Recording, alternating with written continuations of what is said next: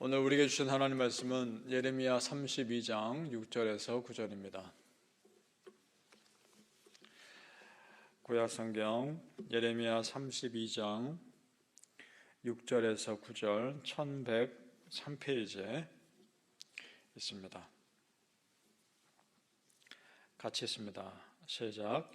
예레미야가 이르되 여호와의 말씀이 내게 임하였으니라. 이르시기를 보라, 내 숙부 살롬의 아들 하나멜이 내게 와서 말하기를 너는 아나돗에 있는 내 밭에 살아 이 기업을 물을 권리가 내게 있느니라 하리라 하시더니, 여호와의 말씀과 같이 나의 숙부의 아들 하나멜이 시위대 뜰 안에 나에게 와서 이르되 청하노니 너는 베냐민 땅 아나돗에 있는 나의 밭을 사라. 기업의 상속권이 내게 있고 물을 권리가 내게 있으니 너를 위하여 사라 하는지라. 내가 이것이 여호와의 말씀인 줄 알았으므로 내 숙부의 아들 하나멜의 아나돗에 있는 밭을 사는데 은 70세겔을 달아주되. 아멘. 오늘 새벽에 예배하신 하나님의 은혜가 우리 성도님들께 함께 하시기를 예수님 이름으로 축복합니다. 아멘. 자, 오늘 하나님께서 이상한 말씀을 하십니다. 예레미야에게 다 무너져가는 유다 땅에 그 밭에 사라는 겁니다. 그 땅의 지역의 이름이 보니까 아나돗입니다. 아나돗은 예레미야의 고향입니다.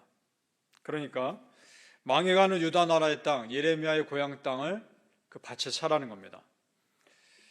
그렇다면 그 하나님께서 그렇게 말씀하신 의도가 무엇일까? 그것이 중요한 거 아닙니까?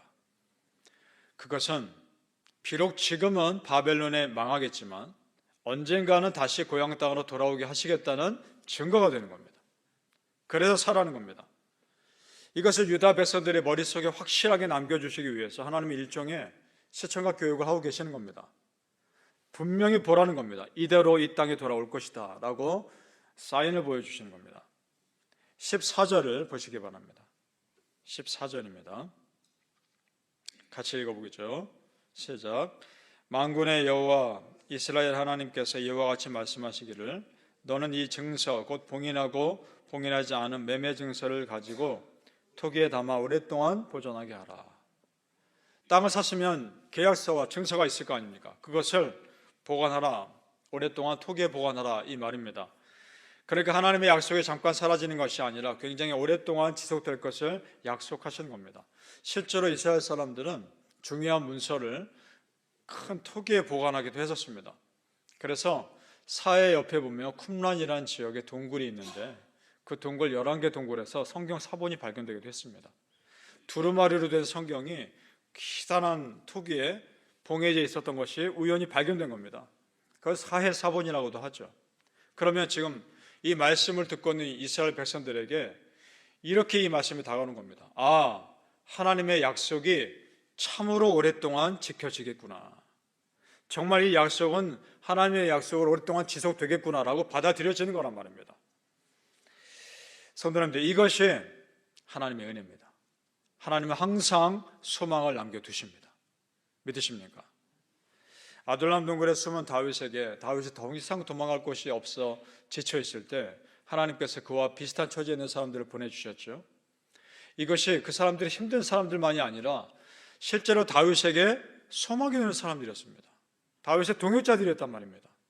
하나님은 항상 그렇게 소망을 남겨두십니다. 그러니까 하나님의 은혜를 기억나게 하는 어떤 사건이 있거나 어떤 사람들이 나에게 있다면 그것은 하나님께서 나에게 남겨두신 소망이 되는 겁니다. 믿으십니까? 성도님들, 하나님을 믿고 기도하는 자들에게는 우리 삶의 순간순간이 의뢰의 기회가 될 수 있다는 것을 믿으시길 바랍니다. 아나돗 밭은 사실 예레미야에게는 필요 없는 땅이었습니다.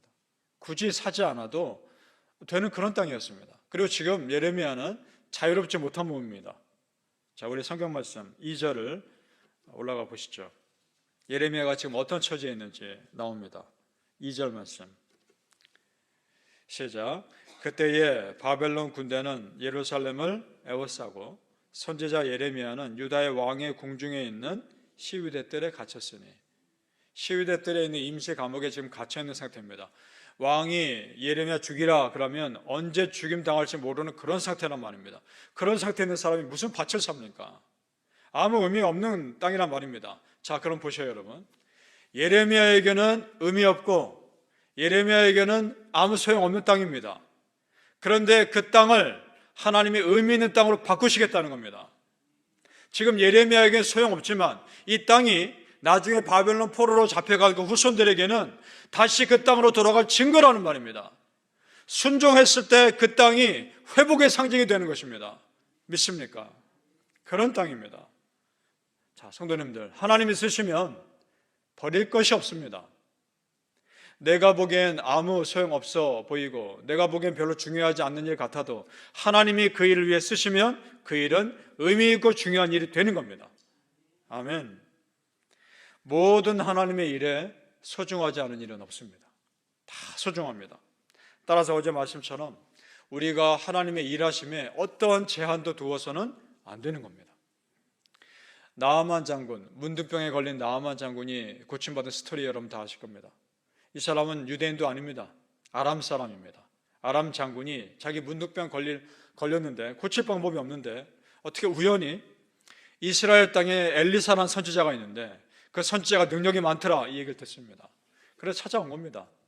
찾아왔는데 엘리사 선지자가 나와보지도 않고 저 요단강 물에 가서 7번 씻어라 그 말만 하고 마는 겁니다. 기분이 나빴죠. 그런데 엘리사 선지자가 그 사람 무시해서가 아닙니다. 하나님의 사람이, 하나님의 선지자가 문둥병 걸린 사람 가까이 하면 부정하게 되니까 그래서 안 만났을 겁니다. 그걸 모르니까 이 나아만 장군은 기분이 나빴습니다. 그래서 그가 이렇게 말합니다. 열왕기하 5장 11절에 이런 말을 합니다.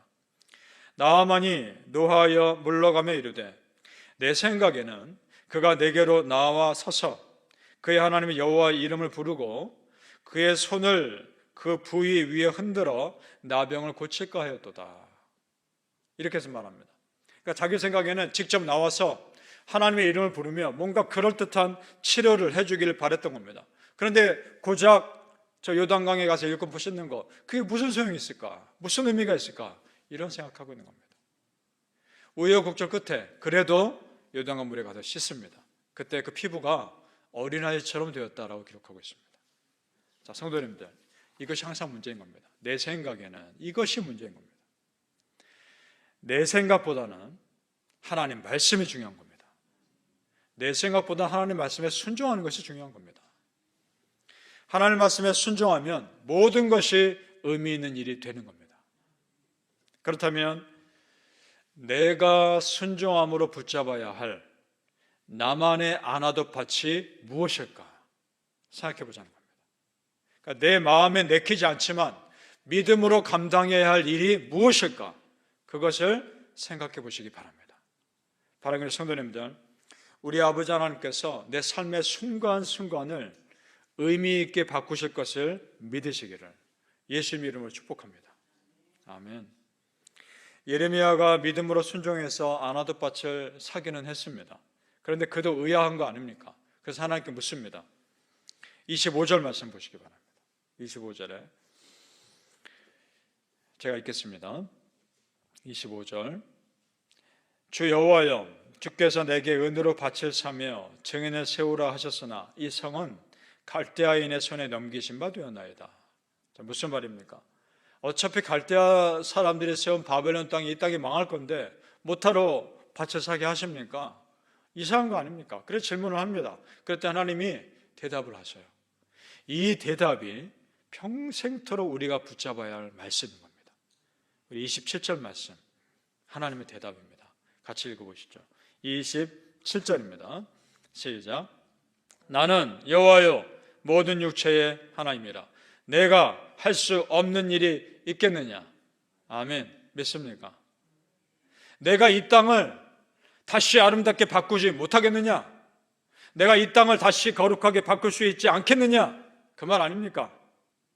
내가 그런 능력이 없겠느냐? 그렇게 말하면서 다시 이 땅에 이스라엘 백성들 돌아오게 할 것을 약속하는 말씀을 이어서 하신단 말입니다. 그렇습니다, 성도님들. 여호와 하나님께서 할 수 없는 일이 있겠습니까? 없습니다. 우리 여호와 하나님 능치 못할 일 없으심을 믿습니다. 아멘. 그러니까 우리는 걱정할 것도 없고 두려워할 일도 없습니다. 우리가 선포하며 살아야 합니다. 어떻게 선포하느냐? 내 아버지 하나님께서 무엇을 못하시겠는가? 선포하며 사시길 바랍니다. 내 하나님께서 무엇을 못하시겠는가? 성도님들, 능치 못할 일이 없으실 하나님이라는 것을 정말 믿습니까? 그렇다면 걱정할 것이 아니라 오히려 그 하나님을 기대하고 소망하시기 바랍니다. 다 하나님의 것이기에 하나님 마음에만 맞으면 우리는 하나님 것을 누리며 사는 겁니다. 보세요. 예루살렘 땅도 하나님 거고 바벨론 땅도 하나님 겁니다. 하나님 필요에 따라 옮기실 뿐입니다. 따라서 우리가 가장 관심 가질 일은 이겁니다. 내가 정말 하나님 마음에 맞는 사람인가? 그리고 우리 교회가 정말 하나님 기뻐하시는 공동체인가? 그거 생각해야 되는 겁니다. 하나님의 사람 예레미야가 그 아나드 밭을 샀기 때문에 그것이 의미 있는 겁니다. 믿지 않는 사람이 아나드 밭을 사면 그것이 무슨 소용입니까? 그러니까 이것입니다. 내가 하나님의 사람이냐가 중요한 겁니다. 그 다음에 믿음으로 순종했을 때 그 땅을 아나돗밭처럼, 그 일을 아나돗밭처럼 의미 있게 바꾸실 것입니다. 사랑하는 성도님들, 내 아버지께서 무엇을 못하시겠는가 마음속에 항상 생각하시며 여러분의 삶의 순간순간이 하나님께 쓰임받을 수 있기를 예수님 이름으로 축복합니다. 아멘. 기도하겠습니다. 아버지 하나님, 아나돗밭을 사라.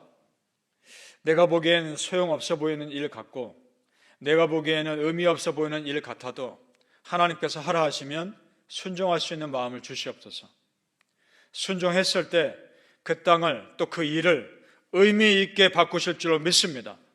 내 생각이 중요한 것이 아니라 하나님의 생각이 중요한 것이고 하나님의 말씀이 중요한 줄로 믿습니다. 그 말씀에 아멘으로 순종했을 때 하나님 역사를 일으켜 주시옵소서. 하나님께서 못하실 일이 없음을 믿습니다. 내가 무엇을 못하겠느냐? 하나님 그 말씀 가지고 그 말씀 믿고 그렇습니다. 하나님이 무엇을 못하시겠습니까? 걱정하고 두려워하지 않게 하시고 오히려 기대하고 소망하게 하여 주시옵소서. 감사하며 예수님의 이름으로 기도합나이다. 아멘.